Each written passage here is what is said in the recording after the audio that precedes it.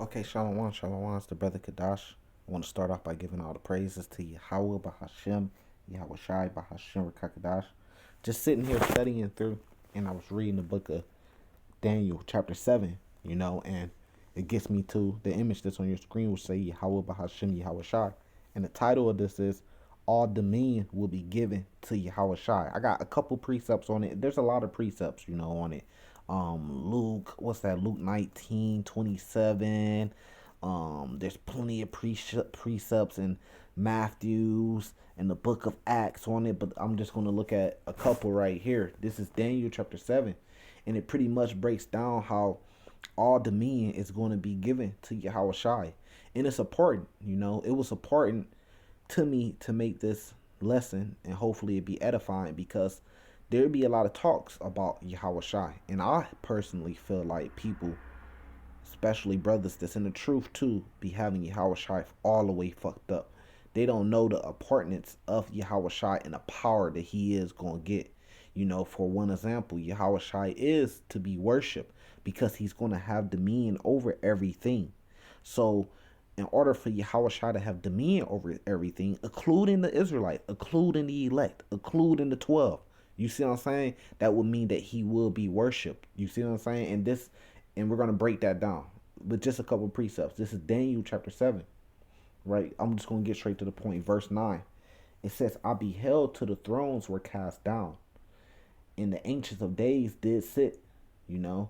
And just like how Adam had dominion over everything, Yahawashi, but even on a bigger level, but really Yahawashi was created. Yahawashi created the earth for him to have dominion on it. Yahweh created Yahawashi, and through Yahawashi everything else was created. And people don't understand that. You must always understand that when you're talking about Yahawashi, to really get a better understanding of what's going on in the order that's set up. Now this says Daniel 7 chapter 9. I says, behold, till the thrones were cast down, the ancient of days did sit, whose garment was white as snow, and the hair of his head was like pure wool, and his throne was like a fiery flame, and its wheels as a burning fire. So you're talking about Yahweh, the Father, right? The ancient of days. But the burning wheels, we know through the Spirit, the wheels as burning fire. What is it talking about? He just got some wheels that's burning as fire. Read Second Kings. Matter of fact, let's not even cut no corners, so we can really break it down and get into the spirit. Let's not even cut no corners. I get it. I get it. Ak. Here, let me see if I could if I could damn, right here. What is that? That was Second Kings, I believe, chapter 2, or Second Kings chapter 6 off the top of the head. Yeah, Second Kings chapter. Yeah, it gotta be Second Kings chapter 6. Let me get to it. This is Second Kings chapter 6. Yep, on verse 17. And Elisha prayed and said, Lord, I pray thee, open his eyes that he may see. So he talking to the Lord. He asking the Lord to open his eyes that he may see, his servant, and it says, and the Lord opened the eyes of the young man, and he saw.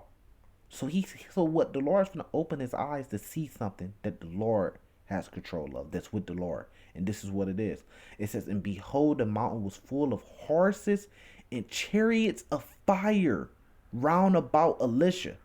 Because you got these niggas out here that saying, they kind of making fun of GMS, saying, oh, they believe in UFOs and stuff like that, and flying UFOs with spirits of dark angels in it. And they kind of making fun of it, which shows that they clearly don't have no understanding of the Bible, man. This is clear as day. I'm reading it to you. So Second Kings chapter 6 verse 17 is talking about chariots of fire. He opened his eyes and he's going to be able to see the chariots of fire. What is a chariot of fire? That's a so-called UFO. They're flying. It's vehicles that's flying, which is an unidentified flying object, which is a UFO. So how are we the bugged out ones? You see what I'm saying? Now, when you jump back to Daniel chapter 7, and then we read back down at the bottom of verse 9, in Daniel chapter 7 again, it says, and his throne was like a fire and flame, and his wheels as burning fire. You see how it connects? It's talking about the same thing, which is talking about chariots. It says the fire stream issued, right? So we know that fiery stream that's going to issue is called the second death in Revelations chapter 21. You see what I'm saying? And we know that that's going to come by fire and brimstone, but it's going to come by the nuclear weapons and laser beams from the chariots. It says, and came forth from before him, thousands minister unto him, and 10,000 times 10,000 stood before him. The judgment was set, and the books were open. So we know that this is talking about the nuclear weapons is going to come down and destroy that last horn, the last beast, the Roman Empire, which America's Rome all over again. Its deadly wound was healed, right? And it came back as not Rome, but modern day Rome, which is Mystery Babylon, which is America. It's going to come, these missiles are going to come down and destroy it. Now, if you jump to Revelation, it tells you the same thing. So let's break it down so, it can be edifying. This is, if you start off with Revelations 19, it gives you more detail on what's going to be happening that's going to lead to actual missiles rather than it being, meteors. And the Lord could cause meteors to come down. But rather than the second death being just meteors coming down, it's actually going to be missiles too. But the Lord could also cause meteors to come down. This is Revelations 19, verse 19. And I saw the beast and the kings of the earth and their armies gathered together to make war against him that sat on the horse and against his army. So wait, there's going to be war going on. And we know the beast, which is the kings of the earth and their armies, it tells you that. We know that they use nuclear weapons. That's their strongest weapon. And they're going to try to fight against the Lord. But verse 20 says, and the beast was taken, and with him a false prophet that wrought miracles before him, which were deceived them that received the mark of the beast and them that worship his image. These both was cast alive into the lake of fire, burning with brimstone. Now we know that that's the second death. Because if you jump to Revelation 21, it tells you, verse 7, he that overcometh should inherit all things, and I will be his God, and he should be my son. We're going to hold that and come back to that. Verse 8, but the fearful, unbelieving, and the abominable, and the murderers, and the whoremongers, and the sorcerers, the idolaters, and all liars shall have their part in the lake which burneth with fire and brimstone. And watch this, which is the second death. So it calls it the second death. So in Revelation 19, it tells us there's going to be war going on. And the Lord's going to, and it's indicating that the Lord's going to use these missiles to create this second death by fire and brimstone, the same way he used the oceans to create the first death during the time of Noah, which was the great flood. Now, when you jump back to Revelations 20, this is how you do a little bit here, a little bit of there, put it all together to make it connect. Now it says verse 12, and I saw the dead, small and great, stand before God, and the books were open, and the other book was open, which is the book of life, and the dead were judged out of those things which were written in the books according to their works. So people are going to be, and then keep going, and are going to be judged according to their works. And the sea gave up the dead which were in it, and the death and hell delivered up the dead which were in them, and they were judged every man according to their works. And death and hell were cast into the lake of fire. This is the second death. So it's telling you what's going to go on. There's going to be war, but that's going to lead to the whole earth being burnt up. Well, I'm sorry. Let me correct myself. Take that back. Parts of the earth being burnt up, but the whole Mystery Babylon, which is America, being burnt up. Because if you go back to Revelations 18 and 17, it breaks that down. Matter of fact, here, we ain't going to cut no corners. Revelations 18, right? And this is talking about Mystery Babylon. You can read that in verse 2. He cried with a mighty strong voice, saying, Babylon the great is fallen, is fallen. If you jump to verse 9, it says, in the kings of the earth. There it go again, talking about the kings of the earth. It was just talking about that in Revelations 19, verse 19. Who committed fornication and lived deliciously with her shall bewail her and lament for her when they shall see the smoke of her burning. So America is going to be burning. You see what I'm saying? Now, we're going to put it all together. Now, when we jump back to Daniel chapter 7, we get a better understanding of what's going on. Verse 10, that fire and stream issue and came forth from before him, the second death. thousands of thousands ministering to him, and 10,000 times 10,000 stood before him, and the judgment was set, and the books were open. We just read about the books being open in Revelation chapter 20. It says, and I beheld then because of the voice of the great worlds, which the words which the horn spake, America. Now we reading about that great horn. Now look, now isn't now watch how this connect, right? Verse 11, it's talking about the great words which the horn spake, right? Now we know in Revelations 18 and 17 it speaks of America as like mystery Babylon the Great. That's the place to speaking great blasphemy against the Lord. You know, you read about it in Psalm chapter 10. They said that they would never be in adversity. They spake on Psalm chapter 10. Why do the heathen imagine vain things? See how it all connects? It says, I beheld even till the beast was slain and his body destroyed and given to burning flame. The Lord's going to use these nuclear weapons to burn it. It says, and concerning the rest of the beasts, they have that had their dominion were taken away. Didn't it say the Lord should wear many crowns? Meaning he's going to take over. It says, and he should, roughly paraphrasing, he should sit at the top of many mountains. It says, yet their lives were prolonged for a season and time. I saw in a night vision, and behold, one like the Son of Man came with the clouds of heaven and came to the Ancient of Days. So this is Yahawashi, right? The Son of Man, which proves that Yahawashi is spoke about in the Old Testament. That's a cut. Who's the Son of Man? That's Yahawashi. He is spoken about in the Old Testament. He's spoken about in Isaiah 63. He's spoken about in Daniel 7 that we're reading. He's spoken about in, I believe it's Isaiah 7 or maybe 8. And it says, but just keep going. It says, and came to the Ancient of Days, and they brought him near before him. Right? So it says, and there was given unto him dominion. And that's what this is all about. Yahawashi is going to have complete dominion. In glory and kingdom that all people, nations, and language should serve him. His dominion is everlasting, and his dominion which should not pass away, and the kingdom that which should not be destroyed. So if his dominion is forever everlasting, I mean it's going to last forever, of course he's to be worshipped. He's getting dominion over everything. Everything under him is going to worship him. The same way that he's under the Father. It's just what order is, man. And it's going to be that way forever, though. That's the point. You see what I'm saying? Now it says, and now you go back to verse 13, the Son of Man came with the clouds of heaven. It tells you that in Revelation 1, behold, every eye shall see him. He should come with the clouds. Tells you that in Acts 1. The same way he went up into the cloud, he should come back. But now if you go to Matthew's chapter, right? So it's saying clouds. Now let's break this down. Because you might say, okay, so he's just coming back with clouds. That don't mean that he's coming back with UFOs or anything. But now when you go to 2nd Ezra chapter 13, it breaks that down more. You would get a clear picture. You're going to have to do that on your own. This is Matthew chapter 24.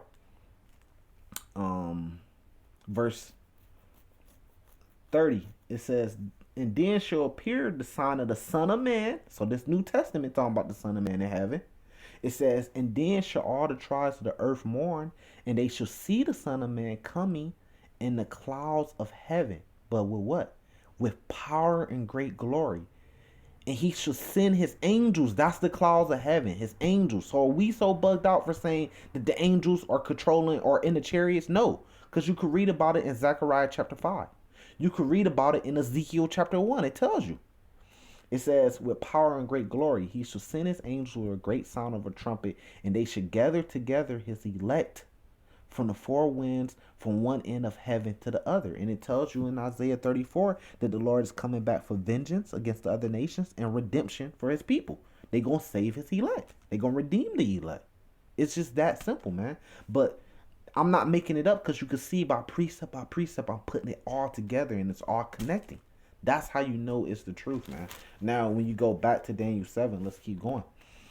It says, I, Daniel, was grieved in my spirit in the midst of my body, and my vision of my head troubled me. Yeah, because it's a major thing to be able to see this. I mean, look at the things Ezra in the book of 2nd Esdras had to do. You know, he had to fast. Look at the things he was going through. Had to fast for many days to be able to get the visions and get the breakdown of these visions. And he's seen the same thing. In the book of Second Esdras, he's seen the Lord coming back. And then if you go to that Second Esdras, I believe chapter 9, you know, but if you go to Second Esdras chapter 13, he's seen the Lord coming back. He's seen Second Esdras 15, 16. He's seen the state of earth. He's seen how things were going to be on earth before the Lord came back. Famines, wars.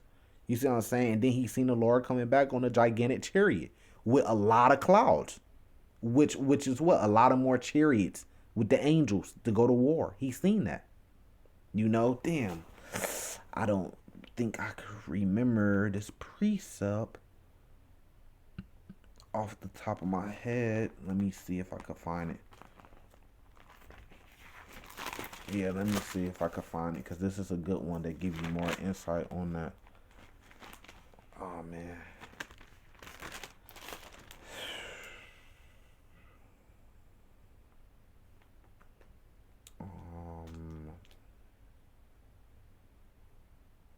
Nope, it's not that. Here. Ah, damn.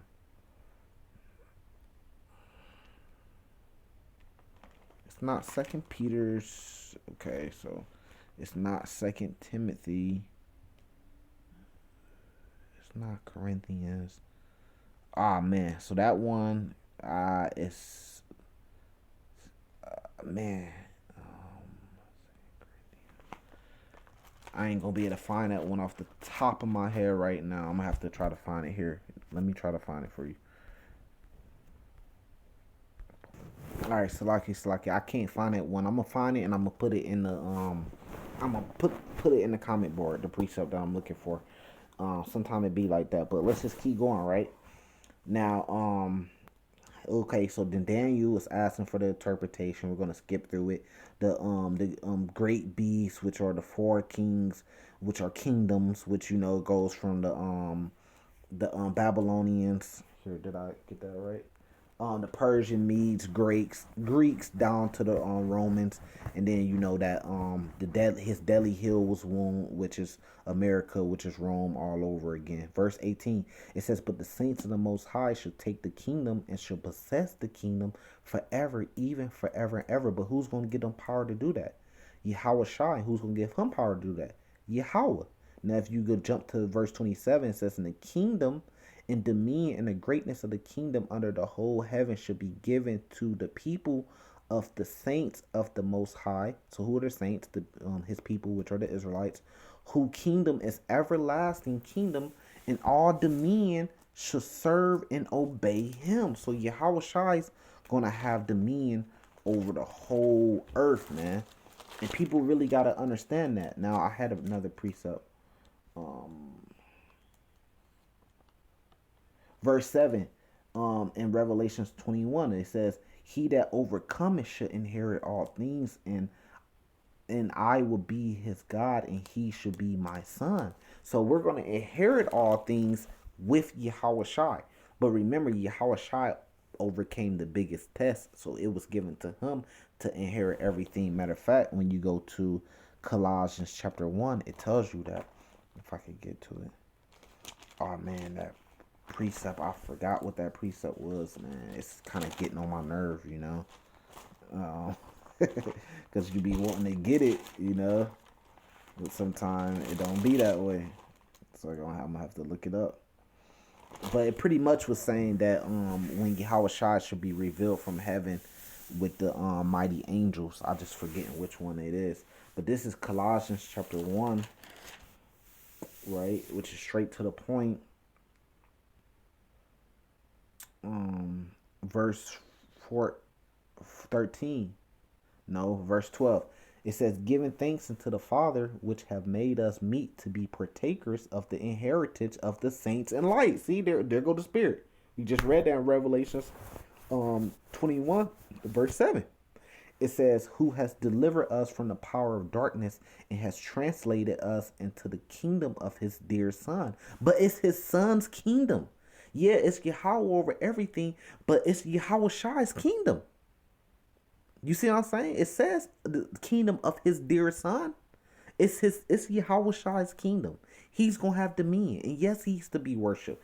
It says, in who we have redemption through his blood, even the forgiveness of his sin. Remember, I said he overcame the biggest test. You see what I'm saying? Who is the image of the invisible God? He's the image of the Lord, you know? Um, does that mean they're the same being? They're a Trinity? No. You know, it doesn't mean that. It just means he's doing the will of the Father. It says the firstborn of every creature. So he was born first before any creature. You know, it says he was the first being that was made by Yahweh. It says, for by him were all things created that are in heaven and that are in earth. He created the earth. Yahawashi did. That's why it's his kingdom. It says visible and invisible, whether they be thrones and dominions and principalities and powers, all things were created by him and for him. It was created by him and for him to get the kingdom. That's what the Father set up for his son. You see what I'm saying? Now, it says things that are visible and invisible. There's a lot of things that's invisible that you can't see with the naked eye. Wind is just one of them. But there's a lot of different materials that we can't even understand that Yahawashi created. You see what I'm saying? This is what Esau's dealing with that he wants to fight against, which is sickening. He got a real sickness, man. Esau do. It says, he is before all things, and by him all things consist. And he is the head of the body, the church. And then you go to 1 Corinthians 11, and tells you Yahweh is the head of Yahawashi, and Yahawashi is the head of man. Who is the beginning, the firstborn from the dead, that in all things he may have preeminences, which is preeminences, which just means that he's gonna have dominion. He's gonna have say of all things, and because of that, he is to be worshipped. This is Revelations. Straight to the point. Chapter 5, verse 13. And every creature which is in the heaven and on earth and under the earth, and such as are in the sea, and all that are in them, heard I saying, blessing and honor and glory and power be unto him that sitteth on the throne, but not just him that sitteth on the throne, and unto the Lamb. Who's the Lamb? Yahawashi. Forever and ever. So how the fuck can anybody get mad at us for saying Yahweh by Hashem Yahawashi, the Father, in the name of the Son, and say, oh man, you supposed to just worship the Father only. The Father, that's idolatry, you worshiping the Son. What's this right here? And every creature which is in heaven or earth and under the earth, and such are in the sea, and all that are in them, heard I saying, blessing and honor and glory and power be unto him that sitteth on the throne. Did it just stop there and say him that sitteth on the throne, which is Yahweh? No, it said in and to the Lamb forever and ever. And that's the same thing as us saying Yahweh Bahashem Yahawashi. So with that, I'm going to say salvation to the elect. Shalom.